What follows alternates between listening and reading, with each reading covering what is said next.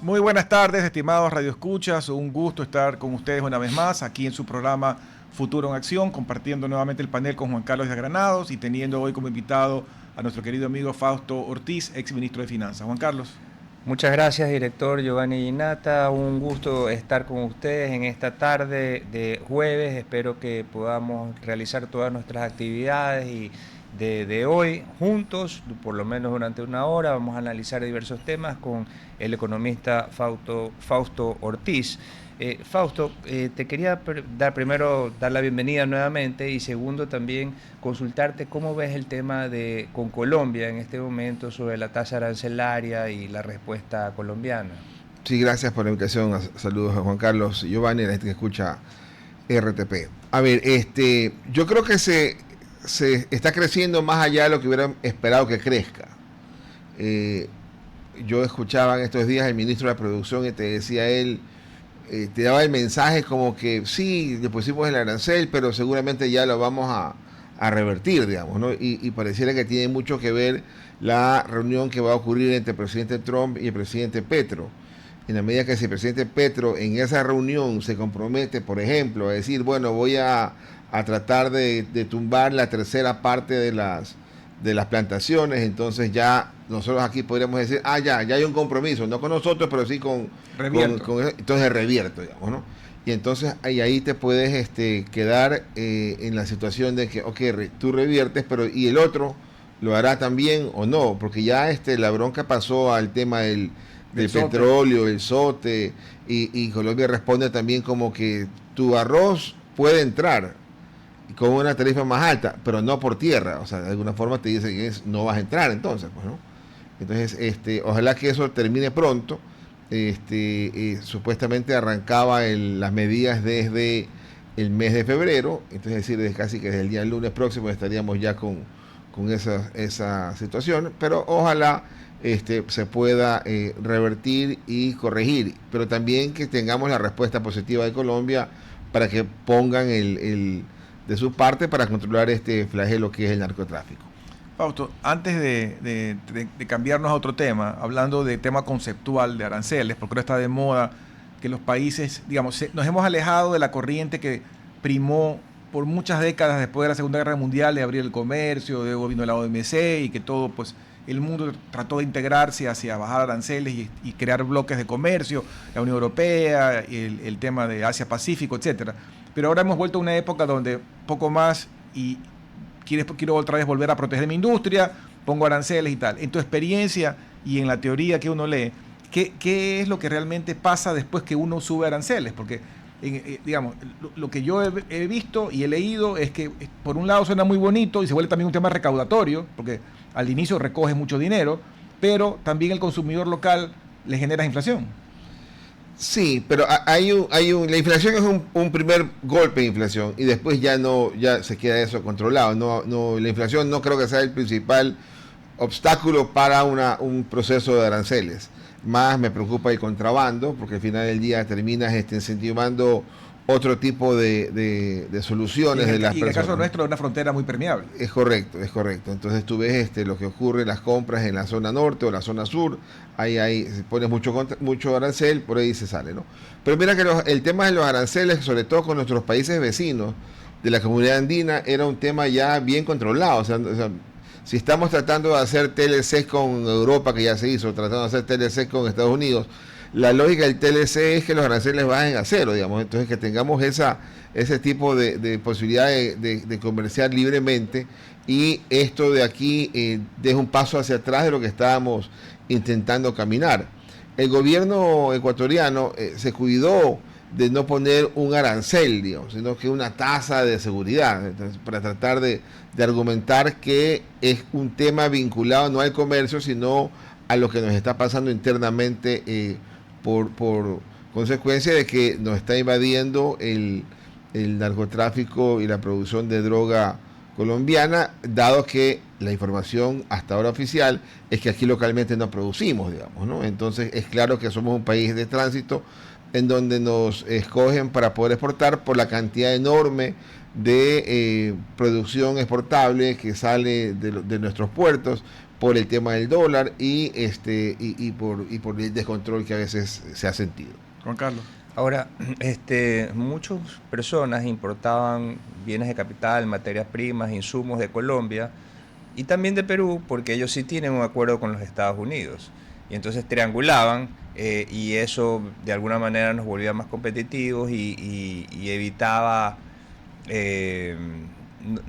este inconveniente de no tener el acuerdo con los Estados Unidos.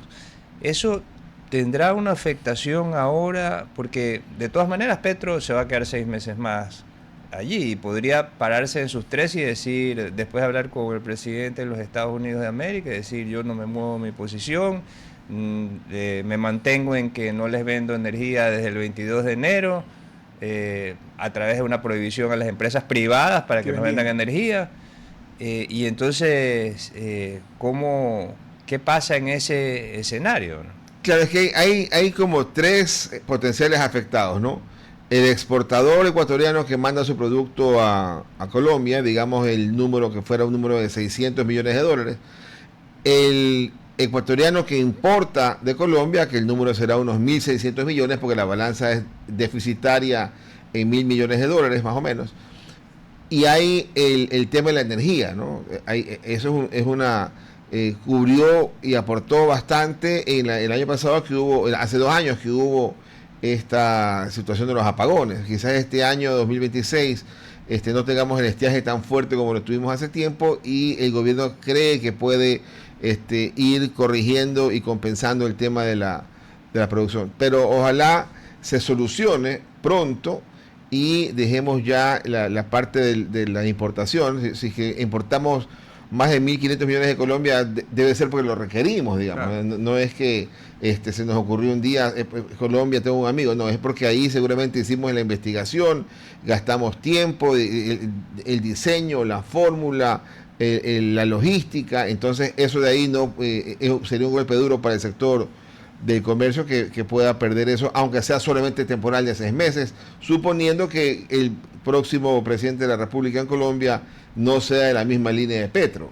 Entonces esos temas impactan fuertemente al sector comercio.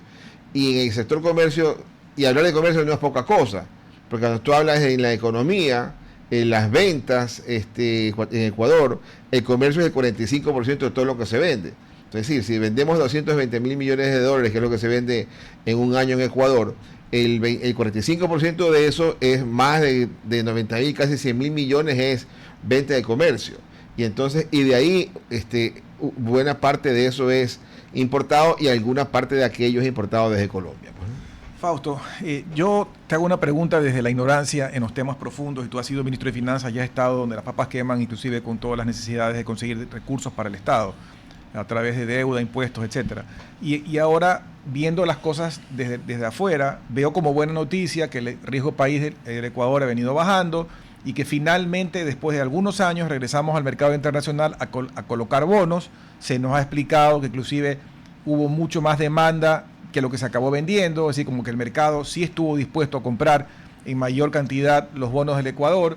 Y entiendo yo, en esa ignorancia, repito, que todo esto sirve de alguna forma para reprogramar la deuda en el sentido del plazo, es decir, reestructurar una deuda que estaba a más corto plazo a una deuda que estuviera a más largo plazo y de alguna forma darle un respiro a las finanzas públicas. Cuéntanos ya, en el pleno conocimiento de estos temas, ¿cómo es tu autopsia de esta transacción?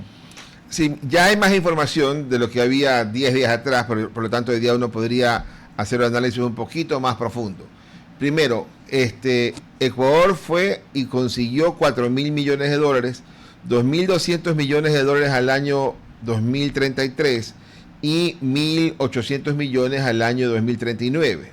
Es decir, ahí están los 4.000 millones de dólares. Los primeros 2.200 millones al 875 y los segundos 1.800 millones de dólares al 950, una cifra alrededor de aquello. En el promedio quedó un poquito por debajo del 9%, que es lo que el gobierno trata de defender, que en el promedio estamos con una tasa de las más bajas que hemos logrado como país colocar, porque nuestro estándar independientemente del momento siempre ha sido 10%, ¿no? y también cuando dices 10% en un bono de 10 años, lo que te quiere decir es, te pone una tasa alta porque el que compra sabe que Ecuador nunca ha pagado, aunque lo ha hecho ahora ya un par de veces, nunca ha pagado, entonces al menos recupero la plata por la vía de los intereses. Un poco la lógica, por qué razón la tasa es alta. Es decir, hemos bajado el riesgo país, pero se nos ha subido la tasa del Tesoro americano y por esa razón está a una tasa arriba del 8.75. Pero solo un paréntesis, prestarle a las multilaterales que tanto le tiran piedras o al Fondo Monetario es mucho más barato, entiendo, pero el problema es que no es eterno, no es infinito. Claro, si tú miras cuánta plata te ha dado el Fondo Monetario Internacional a la fecha actual, debe estar bordeando los 11.500 millones de dólares. ¿A qué tasa? Está un poquito alta también esa tasa ahora porque el mundo ha visto una subida de tasas, sobre todo en el mercado americano, a una tasa del 4,5%. ¿Cuál es el promedio ponderado de nuestra deuda, el costo financiero de nuestra deuda? De los 90.000 millones de deuda pagamos 4.500 millones, por lo tanto nuestro costo promedio es 5%. Okay. ¿Ya? Entonces, tomar esta deuda de 2.200 millones al 8.75 es tomar una deuda sobre el promedio, tomar una deuda arriba también de la tasa de interés que está sustituyendo como deuda, que era el bono 2030, que pagaba una tasa entre 6.50 y 6.90. Pero ya, como te decía, hay más datos, no van a canjear todos los 4.000 millones, sino que aparentemente vas a canjear 3.000 millones de esa plata que consigas, vas a cambiarlo por la mayoría de bonos 2030 y una parte de bonos 2035, y te quedan 1.000 millones de plata fresca para atender el presupuesto del Estado. Okay. ¿Ya? El presupuesto del Estado, que seguramente es para poder pagar los vencimientos y las amortizaciones. Y ahí este es el tema más importante de la discusión. ¿Cuánta plata en el año 2026 el Estado debe conseguir para pagar amortizaciones de deuda y el déficit fiscal? Y la respuesta es 16.000 millones de dólares. 10.000 millones para pagar este año 2026. 10.000 millones para pagar amortizaciones de deuda y pasivos, de los cuales son 8.500 amortizaciones de deuda y 1.500 pasivos. Y 5.500 millones de dólares del déficit fiscal. ¿Cuánto entonces habrías conseguido para este año en esta transacción? Serían estos 1.000 millones que dejan libres, que no hacen recompra, y unos 600 millones de dólares de los vencimientos del bono 2030 que vencen este año, en enero 31 y en julio 31. Entonces has conseguido de los 16.000 millones, 1.600 millones. O sea, esta transacción te permitió conseguir el 10% del total de lo estructurado. La expectativa también es que habiendo hecho esto, el mercado diga, perfecto, nos llama la atención, está bien, participamos, y podemos entonces pensar en este fines del primer semestre o el segundo semestre de hacer una nueva emisión, ojalá un poco más grande, a más largo plazo, para poder seguir financiando el presupuesto del Estado. ¿Y esos recursos económicos de alguna manera bajan también aquí? Porque veo que es ya casi marginal lo que se va a quedar en Ecuador. No sé, de esa plata no se queda nada en Ecuador. Nada. Porque, por poner un número, al Fondo Monetario, que se le deben 11.000 millones de dólares, este año hay que pagarle 1.200 millones. Entonces, si uno pudiera decir, marco la plata, esos 1.000 millones de los bonos, y se los doy al Fondo Monetario, entonces esa plata se fue. Correcto. De los 600 millones de la recompra es para pagarles a esos bonos, entonces esa plata se fue. ¿Ya? Entonces, cuando uno dice de la amortización, este año 2026, ¿cómo está distribuida? 4.000 millones de deuda interna, entiéndase de alguna forma, seguro social, y 4.000 millones de deuda externa. Entonces, los primeros 4.000 millones de dólares que se consigan para este año, de alguna forma uno dice, se va. Entonces, cuando ya consiga más de 4.000 millones, entonces quedará algo para pagar al Seguro Social para que tenga plata para hacer sus actividades. Lo otro que es confuso, hay dos temas adicionales que hacen confusión, que yo lo leía a algunas autoridades que decían, vamos a liberar flujo, y entonces ese flujo lo vamos a poder utilizar en obra pública. O sea, no hay ninguna liberación de flujo. Nada. Nada, lo que te dice es, vas a liberarte el trabajo el siguiente año de ir a buscar deuda para pagar el vencimiento de 2027, porque ya lo conseguiste hoy día, pero conseguiste plata para esa deuda, no se te libera $1 de flujo. Si quieres hacer 1 metro cuadrado adicional de construcción que no estaba presupuestado, lo tienes que presupuestar, aumenta el déficit fiscal y debes conseguir plata para ese metro cuadrado. Ya, pero hablando del déficit fiscal, que es la historia eterna, el cuento del gallo pelón aquí, digamos, no sé cuándo fue la última vez, entre paréntesis, que tuvimos superávit fiscal, pero debe haber sido hace algunos años. 2007, 2008. Pero en esencia, la mayor parte de los años hemos tenido déficit, hemos seguido incrementando la deuda en términos absolutos y relativos, entiendo, y la pregunta es, ¿cuándo cortas el pastel? Porque la solución del Ecuador y de muchos países que siguen en la misma tendencia es que tengo un hueco, lo cubro con más deuda, tengo un hueco, lo cubro con más deuda, pero me da la impresión de que no llegamos al meollo estructural del asunto, a solucionar el problema de fondo, a tener mayor responsabilidad en las finanzas públicas, a poder cubrir lo que realmente puedo pagar, a afinar el lápiz y ver a ver qué es lo que realmente se gasta, cómo se gasta, hacer un presupuesto base cero. Todas esas tareas de responsabilidad fiscal no se hacen. No. Si tú tomas los 3 últimos periodos presidenciales, digamos, 2013-2017 del presidente Correa, 2017-2021 del presidente Novoa, ¿cómo es? Moreno. Y del 2021 al 2025, combinado entre Lasso y Novoa, el déficit fiscal con relación al Producto Interno Bruto de esos 3 periodos presidenciales viene cayendo del 6 al 4, del 4 al 3. Digamos. Ahí está una reducción de unos 2 o 3 puntos del déficit fiscal desde la época del 2017 que terminó el periodo Correa a la época 2025 que arranca el presidente Novoa. El asunto está en que estos 4 años de gobierno el déficit fiscal pueda caer de ese 3% del Producto Interno Bruto. Y para poner números, el Producto Interno Bruto ecuatoriano, números redondos, es 140.000 millones de dólares. El 3%, eso es un déficit fiscal de 4.200. Entonces, si el año actual estás con un déficit fiscal esperado de 5.500, quiere decir que nuestro déficit está arriba del 3%. Eso es lo que hay que tratar de achicar para que gradualmente vayamos cayendo. Pero acá hay un tema que en la deuda y el tamaño... La deuda en relación al PIB, ¿cómo ha evolucionado? Hoy día la deuda total es 90.000 millones. Entonces 90.000 sobre 140.000. Eso debe estar arriba del 65%. Pero para efectos de la ley, uno dice, para efectos de la ley no computas la deuda total. Y ahí viene la trampa. Computas la deuda consolidada del sector público no financiero. Es medio raro para la gente que escucha el programa, pero ¿qué cosa es? Si es deuda con el Seguro Social, no la metes. Pero si es deuda. Pero que es consolidada, porque somos lo mismo, es bolsillo derecho, bolsillo izquierdo, es el papá de familia y la mamá de familia. Entonces, esa es la trampa, porque tú dices, al Seguro Social le debemos 20.000 millones de dólares en deuda, pero eso no lo computas. Entonces, como no lo computas, tienes el incentivo perverso de mejor pedirle prestada plata al Seguro Social, porque sube la deuda, pero no sube el nivel frente al Producto Interno Bruto, que tenemos que ir bajándolo hasta el 2033 para llegar al 40%, y hoy día debe estar en un 47%. Entonces, eso también, tomarle plata del Seguro Social, le quita al Seguro Social la posibilidad de que dé más hipotecario, más quirografario y otras cosas, ¿no?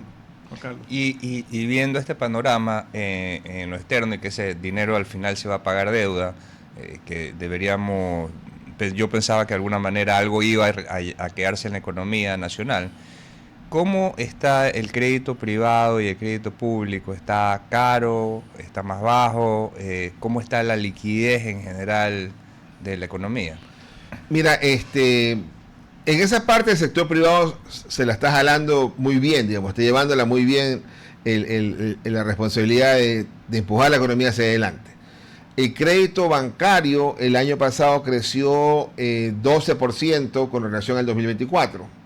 Los depósitos en la banca crecieron más del 14%. El mercado de valores también tuvo un crecimiento de 15.000 millones que se negociaban en el 2024 a 18.000 millones que se negociaban en el 2025, en donde el sector real, las empresas, fueron más al sector bursátil también, es decir, hubo un incremento. Las tasas de interés, que el año pasado eran altas de captación y de colocación, están declinando. Ayer visitaba a un potencial emisor de mercado de valores y me decía, o nos decía en la visita, yo acompañaba a una casa de valores, y decía que créditos a 5 años de la banca a ese cliente, que es un gran exportador, le podían salir por debajo o en los niveles de 6%. Es menos que el país. No, sí, es menos que el riesgo país, ¿no? Porque el país le sale al 8,5% y acá pueden conseguir plata a niveles del 6%. Que eso volvemos a escucharlo hace algún tiempo, porque antes sí escuchábamos que le daban plata del 7% las grandes corporaciones. Ya, por supuesto, si vas a pedir un crédito para carro, te va a costar un 13-14%. A nivel corporativo, que ya está más estructurado el negocio, mucho más claro, mucho menos riesgo, entonces también logras tasas más bajas. Pero en promedio la tasa de interés está declinando, lo cual es positivo, porque algunos proyectos se te vuelven rentables, es decir, algunos proyectos te dicen a esa tasa de costo financiera y esa baja de riesgo país, entonces esos proyectos empiezan a ser interesantes emprenderlos. Fausto, antes de irnos al corte, siguiendo con este tema de flujo, tú decías lo del IES, y lo del IES, yo te hago un comentario y tú seguramente me vas a tildar de ingenuo, porque técnicamente hablando, el IES debería ser independiente. O sea, el IES no le pertenece al Ejecutivo, ni al Legislativo, ni al Judicial, le pertenece a los ahorristas, a los pensionistas. Sin embargo, lo que tú comentas, y es la trayectoria histórica, es que el IES se ha manejado como que si fuera casi que un ministerio donde yo voy, le toco la puerta y le digo, dame plata. Sí, mira que la metodología para considerar qué porcentaje de deuda tiene cada país es una metodología estándar de los manuales del Fondo Monetario. Entonces, no es que Ecuador le dio la gana de hacer esa metodología, toma una metodología estándar. En algún momento, ya por el 2012, hicimos un acomodo de esa metodología, pero después se corrigió y ya está bajo el estándar del Fondo Monetario para poder comparar la deuda ecuatoriana frente al PIB con la deuda colombiana, con la peruana, con la china, es la misma metodología. Entonces, el Seguro Social no es propiedad del Estado, pero consolida de alguna forma. Y aquí hay otras cosas, ¿no? Yo me acuerdo, siendo tesorero de la Nación en 2005, o siendo ministro de Finanzas en 2007, tú te sentabas con el Seguro Social a negociar su portafolio y cuánta plata puedes invertir, y entonces era un actor más en donde tú negociabas. Me dicen, yo no tengo la evidencia, pero me dicen que hoy día el ministro de Finanzas es el jefe del Comité de Inversiones. Entonces ya no negocias nada, o sea, de alguna forma es lo que el ministro disponga, a esta tasa, y ya está, y a este plazo, ¿no? Eso ojalá uno lo pudiera cambiar, y este año ojalá no puedas incrementar el endeudamiento con la Seguridad Social. ¿Por qué? Porque va a ser de corto plazo. Decíamos hace un rato que 4.000 millones es la amortización de la deuda interna en este 2026. El año pasado era 2.000 millones. O sea, de un año a otro la amortización se subió a 2.000 millones. ¿Por qué? Porque el gran actor, que es el Seguro Social, toma plata y dice, te compro, pero de corto plazo. Entonces se te incrementa la amortización. Todo el esfuerzo que significa esta emisión de bonos, de la parte que están recomprando del 2026 a 2030, que están retirando por ahí quizás unos 2.000 millones de dólares, se va al tacho si el gobierno no consigue plata de largo plazo y vuelve a tomarle plata del Seguro Social y le vuelve a decir, toma plata que vence a 2.000 millones el otro año. Entonces, no, el asunto es patear más largo el vencimiento de las amortizaciones de deuda interna y externa. Bueno, vamos a un corte breve y regresamos enseguida. RTP 96.5, a la conquista del mundo digital. Presenta sus nuevas instalaciones y tecnología de vanguardia. Renovamos nuestro compromiso de seguir brindando contenido útil y de la más alta calidad. Programas de opinión con referentes de la comunicación. Noticias para contar todo lo que está pasando en todo momento.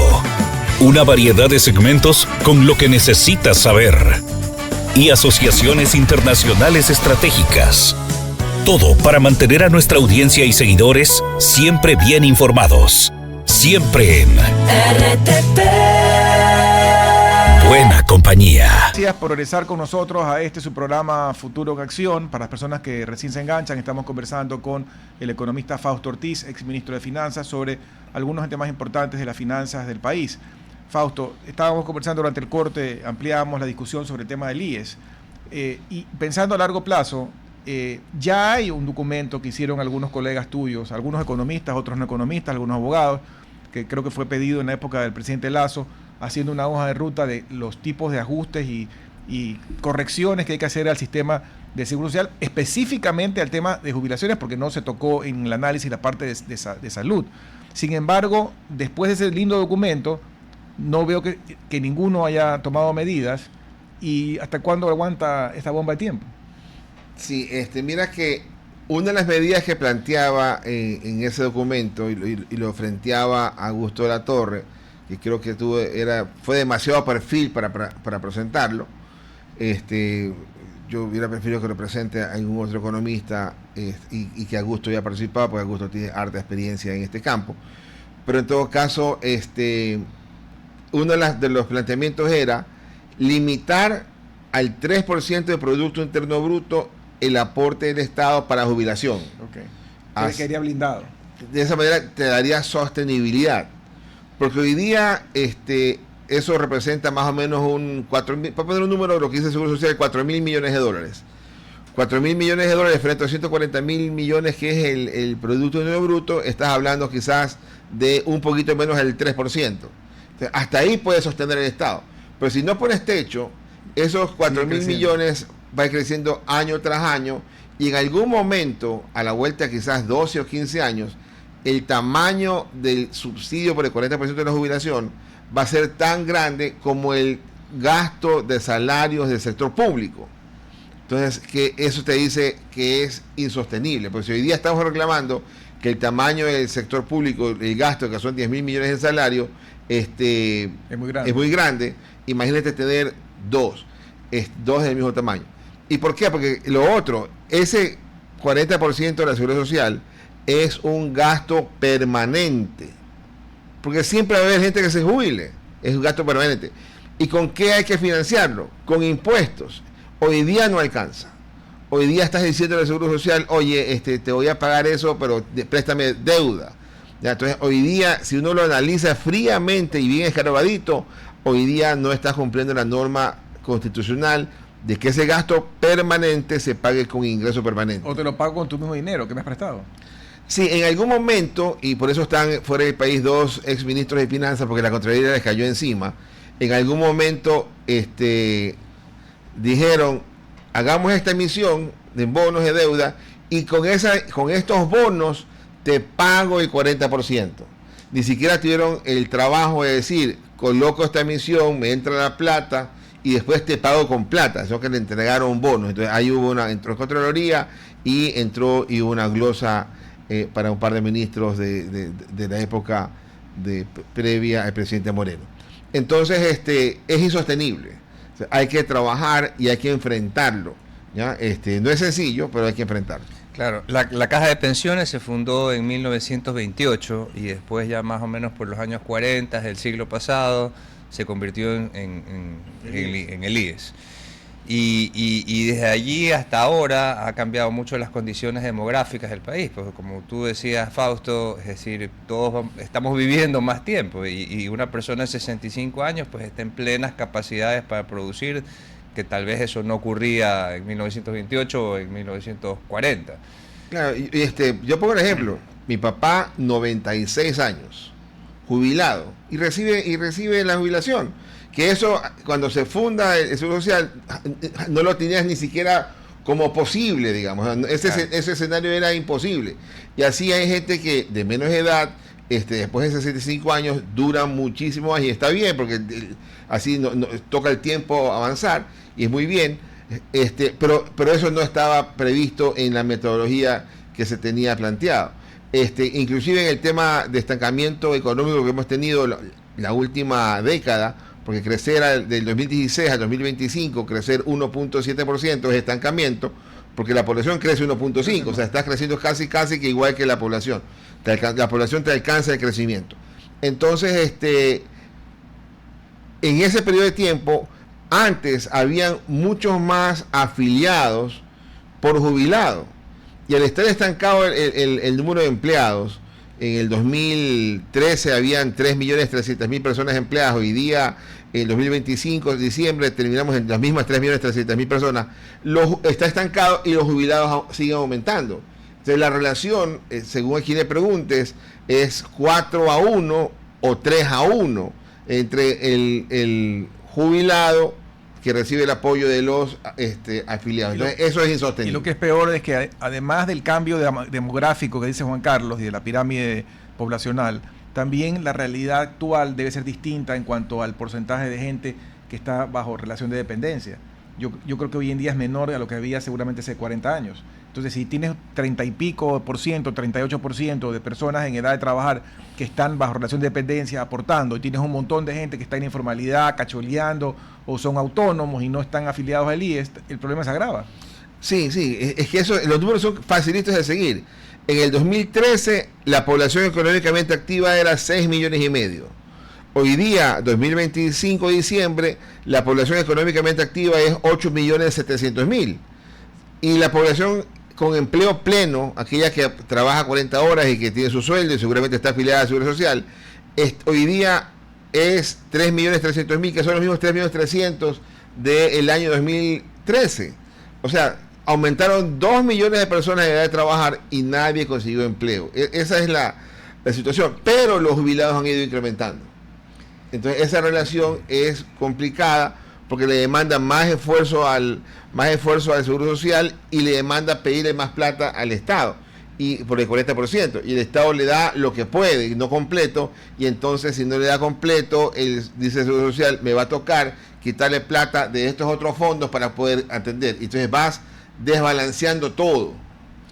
¿Y cuáles serían las soluciones entonces para poder balancear esto como Seguro Social y un sistema de pensiones que sea óptimo para las personas que han producido para el Ecuador y que al final pues ya merecen un justo descanso en su jubilación? Sí, también es cierto que debe haber espacio para eficiencia dentro del Seguro Social. Eso también es cierto, digamos. Por ahí debe haber mucho espacio para controlar algunas cosas en varios campos, ¿no? Pero las soluciones deberían venir. Escojamos. ¿Queremos ser prestadores de servicios de salud o queremos ser de jubilación, digamos, ¿no? Entonces, porque las dos cosas claramente no se pueden. Aparte lo del techo que mencionabas, el 3%. Y veamos entonces si es que limitamos ese gasto para que no vaya más allá de un valor que sea manejable. Porque hay cosas rarísimas. Quizás en un rato tuvo sentido decir, te vas a afiliar con los 5 mejores salarios que hayas tenido. Eso quizás tenía sentido cuando vino la dolarización y tu salario histórico se te hizo nada. Entonces los salarios de los 5 siguientes años eran buenos ya. Y ahí tienes, pero hoy día que ya tienes una historia de más de 25 años de dolarización, ya podría decir, oiga, jubílese con el promedio de sus últimos 20 años. Entonces, porque la gráfica que presentaba, yo estuve en una presentación que hacía Augusto Latorre, era terrible. ¿Cuánto aportaba la gente y con relación a la edad en la que aportaba? Aportaba poquito hasta que tenía 63 años. A los 65 años, subía. Los últimos 5 años, de 60 a 65, se pegaba un brinco, ¿no? Alguna gente dice, como son los últimos 5 años, entonces los últimos 5 voy a asegurarme mi jubilación aportando más. Ya, no es que ocurra para todo el mundo, pero es un tema que no tiene mucho una práctica que mucha gente ha hecho, ¿no? Sí, pero eso de ahí podrías... ¿No está bien? Pues deberías irlo cambiando un poco más. Lo otro que es duro, dice, oye, aporta sobre 12 meses, pero la jubilación, te dan jubilación sobre 14 meses. O sea, te dan jubilación por el 13º y te dan también una jubilación por el 14º, digamos. No cuadra. Entonces tampoco no cuadra. Entonces hay que tratar de ver cómo corriges, no para que está por jubilarse como Giovanni después de 4 años, digamos, ¿no? o como otra persona más. Pero sí entonces ponle una fecha, o sea, el que nace mañana tiene otras reglas de juego, pero o sea, trata de marcar algo, ¿no? Claro, Fausto, pero el problema es que nosotros como ecuatorianos nos encanta postergar esto, ¿no? Está identificado el problema, muchos expertos como tú lo han señalado, hay un estudio previo, hay varios análisis al respecto, y seguimos postergando. O sea, hizo un comentario el presidente que políticamente seguramente no gustó sobre el hecho de poder tal vez concentrar todo en la parte de salud en el ministerio. Evidentemente mucha gente dice, si el IES es malo, el ministerio es peor, pero digamos que no hacer nada no nos lleva a ningún sitio. Es correcto, porque esto va a terminar explotando, digamos, ¿no? Entonces, la gente va a decir, bueno, que no me explote a mí, tiras la pelotita para adelante, pero tarde o temprano esto va a pasar factura, porque en algún momento el Estado no va a poder darle ese 40%. Y este año el Seguro Social dijo, como no me ha dado completo, entonces yo le quito la plata a otros fondos, quizás desatiendo a salud, o quizás desatiendo a invalidez, o quizás desatiendo a otra cosa. Entonces, eso pasa factura. Es que los ecuatorianos pensamos que esto va a pasar en unos 20 años más, 30 años más. Esa es mi percepción. Y por eso estamos pateando la bola, porque creemos que durante nuestra existencia no va a ocurrir eso de ahí. Pero los números no son así en los cálculos actuariales. Entonces, por eso es que yo una vez, o en algunas ocasiones, he propuesto una reforma constitucional. Más allá de que sé que no es popular la propuesta, pero al final es una solución de fondo, de tal manera que nos cambiemos a un sistema de capitalización individual al que cada vez más países, me parece que están 51, 52 países en este momento, y sumando. El último fue Irlanda, que tú mencionabas en el corte, en el 1 de enero de este año. Y entonces hagamos una reforma de fondo, pero no lo percibo como que agarra tracción, porque la gente cree que es muy a largo plazo que esto va a pasar. Y que el Estado tiene la obligación de solucionar, digamos, ¿no? A mí me soluciona el Estado, yo no voy a ceder nada, a mí me soluciona. Es una posición que a la larga va a traer una factura importante. Pero además esa frase de decir el Estado soluciona, no es que la plata del Estado está en las nubes y básicamente unos egoístas no quieren sacarla. La plata tiene que sacarla de algún lado, entre esos en impuestos. O sea que alguien va a pagar la cuenta, no la va a sacar del aire.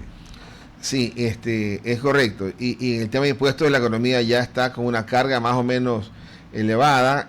No recauda como se recaudaba hace tiempo, porque la actividad económica también está golpeada. Pero difícilmente vas a poder pensar el IVA que pasaste del 12 al 15 que pueda soportar incremento, o la carga impositiva a las empresas del 25, que al final del día es 36, porque hay que sumarle la combinación que hace con el porcentaje de utilidades para los trabajadores, también ya no soporta más.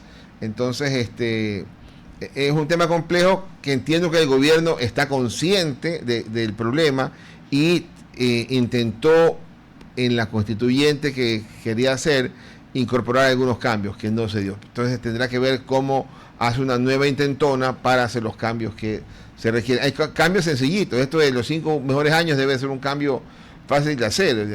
No debería haber mayor complicación. Pero si dicen, por ejemplo, te subo la edad de jubilación, todo el mundo salta.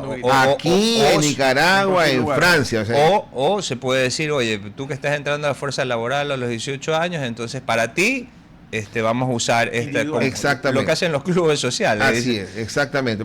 Yo decía en la exageración, el que nazca mañana. Ya, pero la pregunta técnica allí es, siguiendo el ejemplo de Irlanda y los que se han cambiado recientemente, si los nuevos entran a hacer ese nuevo modelo de capitalización individual, ¿qué pasa con el financiamiento del pago de los anteriores? Claro, es que de acá es un sistema, tiene un nombre específico, digamos, cuando tú compensas, digamos, ¿no? O sea, el que gana más, aporta más, quizás no utiliza los servicios de la seguridad social y ayuda al que gana menos, digamos.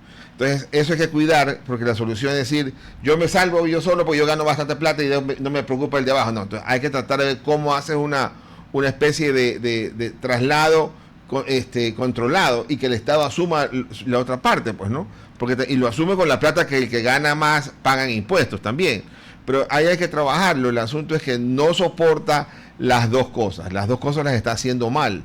porque cuando uno mira la parte de la salud, quizás sea mejor que la percepción que sea mejor que lo del Ministerio de Salud, pero no está bien porque la gente que está siendo atendida ahí no es que tiene todo tampoco adecuado, ¿no? Las medicinas tienes que ir a comprar tú, un poco más que las gasas y la otra cuestión.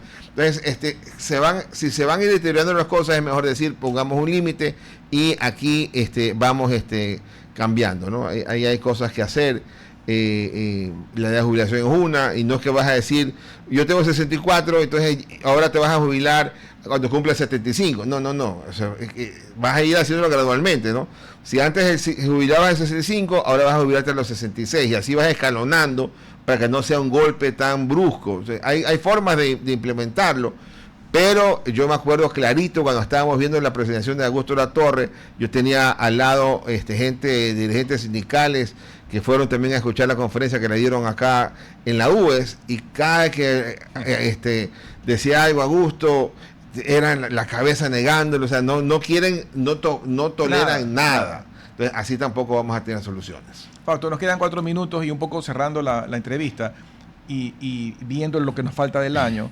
Ya hablamos de la emisión esta, entre comillas, exitosa de los 4.000 millones, pero digamos, hay muchas otras cosas que conseguir a nivel de flujo, como tú explicaste, para lo que termina del año. ¿Cuánto tendrían que conseguir adicionalmente? Decíamos que de los 16.000 millones, hoy día han conseguido 1.600, que es el 10%.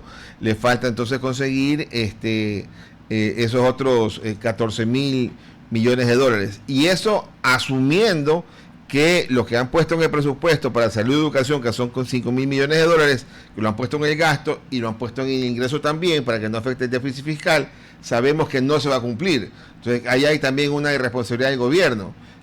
No gasto lo que la Constitución me manda a gastar para salud y educación, y no gasto nada, digamos, ¿no? El año pasado, en el extremo, el último día del año, el 31 de diciembre, tacharon el presupuesto de 2.000 millones para que no se vea tan mala la ejecución presupuestaria. ¿Ya? Entonces, hay que conseguir 14.400 millones de dólares el resto del año. Ojalá los que vayan a buscar plata local con la seguridad social pueda ser de largo plazo. Y ojalá menos pedido. Ojalá más plata que venga del Banco Mundial, que venga de la CAF, porque ya con el fondo estamos en 12.000 millones, con el BID estamos en 10.000 millones. O sea, con el fondo no se puede más. No, porque el fondo, o sea, yo creo que no. Porque el fondo, de alguna forma te decía, yo te voy a prestar plata. Nos dio plata desde la pandemia. En septiembre de 2020 el fondo nos dio más de 6.000 millones de dólares. Desde septiembre de 2020 el fondo decía, te doy plata, te acomodas para que vayas y abras el mercado. Nos hemos atrasado como 2 o 3 años en abrir el mercado de lo que estaba programado con el fondo. Y el fondo dijo, bueno, está bien, no, te has demorado, yo te sigo prestando plata, pero ya está aquí. Y ahora sí, anda a los mercados, consigue la plata y empieza a pagar a todo el mundo que le corresponda pagar, ¿no? El fondo, los pagos son este año 1.100 millones, el otro año 1.200 y después de 2 años 1.400 millones. Y así gradualmente toca ir pagando. Juan Carlos, la última pregunta, que se nos acaba el tiempo. Sí, tenía la inquietud de también ver cómo podemos impulsar un poco mejor al Ecuador desde el sector privado. ¿Cómo lo ves?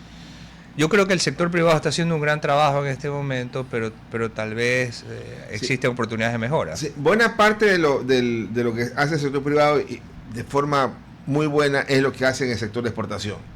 De alguna forma, dejar de depender del petróleo en la generación de divisas para mantener la economía estable es tremendamente importante. Este año camarón llegará a 8.000 millones de dólares, cacao más de 4.000 millones, banano y minería harán por ahí en conjunto 7.000 millones de dólares, o quizás también los mismos 8.000 millones. Las remesas 7.900 millones. O sea, hay buenas cosas que el sector privado dice, ¿sabes qué? Hemos visto que el Estado no puede meterse de frente, entonces acá estamos nosotros.